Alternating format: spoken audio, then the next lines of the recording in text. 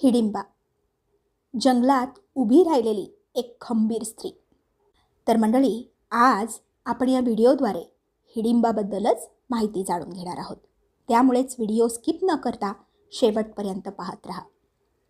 मनालीच्या थंड हवेत देवदारांच्या उंच झाडांमध्ये उभं असलेलं एक शांत मंदिर आणि त्या मंदिरात विराजमान असलेली एक स्त्री, ती म्हणजे हिडिंबा. या मंदिरात पाऊल टाकताना एक वेगळीच भावना मनात जागी होते. महाभारताच्या कथा आपण लहानपणापासून ऐकत आलो आहोत. त्या कथांमध्ये युद्ध आहे, पराक्रम आहे, राजकारण आहे, पण त्या सगळ्यांच्या आड एक शांत खंबीर स्त्री उभी आहे. हे अनेकदा आपल्या लक्षातच येत नाही. मग ही हिडिंबा म्हणजे नेमकी कोण? तर मंडळी, बहुतेक लोक तिला भीमाची पत्नी आणि घटोत्कचची आई म्हणून ओळखतात. पण तिचं आयुष्य त्या दोन नात्यांपेक्षा खूप मोठं आणि खोल आहे. तिचा जन्म राक्षसी कुळात झाला होता असं महाभारतात सांगितलं जातं. पण माणसाचा जन्म त्याची ओळख ठरवत नाही. त्याची ओळख त्याच्या विचारांनी आणि कृतींनी ठरते. हिडिंबेने हे आपल्या आयुष्यातून सिद्ध केलं. जेव्हा तिचा भाऊ अधर्माच्या मार्गावर चालला होता आणि पांडवांच्या जीवावर उठला होता, तेव्हा हिडिंबेनं त्याला साथ दिली नाही. उलट तिनं सत्याची बाजू घेतली आणि पांडवांचे प्राण वाचवले. त्या क्षणी ती राक्षसी नव्हती, ती एक सजग आणि विवेकी स्त्री होती.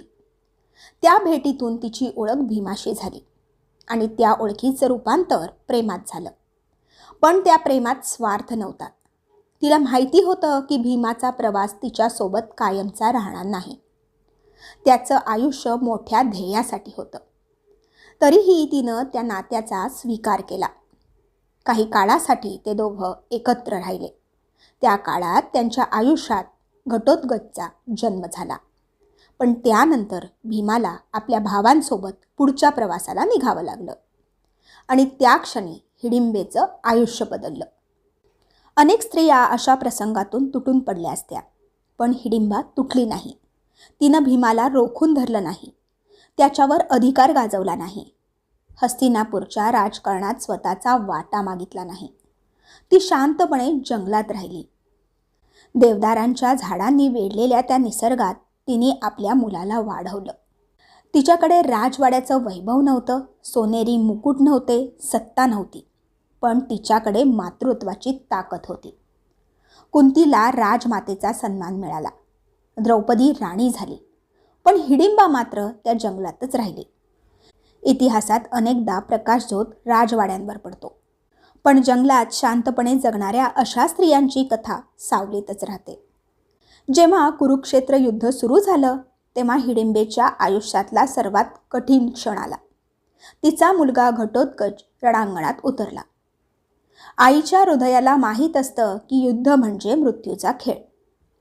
तरीही तिनं त्याला रोखलं नाही, कारण तिच्यासाठी मातृत्व म्हणजे मुलाला कायम आपल्याजवळ ठेवणं नव्हतं, तर त्याला धर्मासाठी उभं राहायला शिकवणं होतं. घटोत्कचाने रणांगणात पराक्रम गाजवला. अखेर त्याने पांडवांच्या विजयासाठी स्वतःचं बलिदान दिलं. त्या बलिदानाच्या मागे एक आई उभी होती, शांत, स्थिर आणि खंबीर.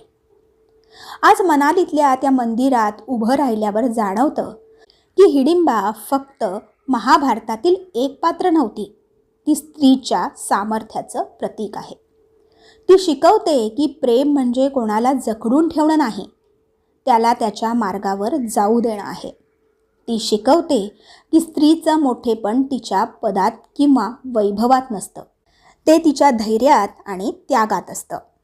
आजच्या काळात स्वतंत्र स्त्री या शब्दाची खूप चर्चा होते, पण हजारो वर्षांपूर्वी एका जंगलात एक स्त्री शांतपणे, स्वतंत्रपणे उभी राहिली होती. ती म्हणजे हिडिंबा. तिनं कोणताही आवाज केला नाही, कोणताही हक्क मागितला नाही, पण तिच्या त्यागाने इतिहास घडला. म्हणूनच आज जेव्हा आपण स्त्रियांच्या सामर्थ्याचा उत्सव साजरा करतो, तेव्हा हिडिंबेसारख्या स्त्रियांची आठवण आवश्यक आहे.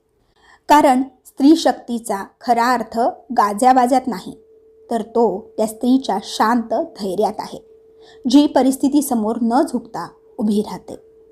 तर मंडळी, ही हिडिंबेची कथा आपल्याला एकच संदेश देते की खरी ताकद ही मुकुटात नसते, तर ती त्याग करणाऱ्या हृदयात असते. हे कायम लक्षात ठेवा. तर मंडळी, आशा करते तुम्हाला ही कथा नक्कीच आवडली असेल. त्यामुळेच व्हिडिओला लाईक करा आणि जास्तीत जास्त लोकांपर्यंत हा व्हिडिओ शेअर करून आपल्या लिसन विथ पूनम या चॅनलला सबस्क्राईब करायला विसरू नका. धन्यवाद. श्री स्वामी समर्थ.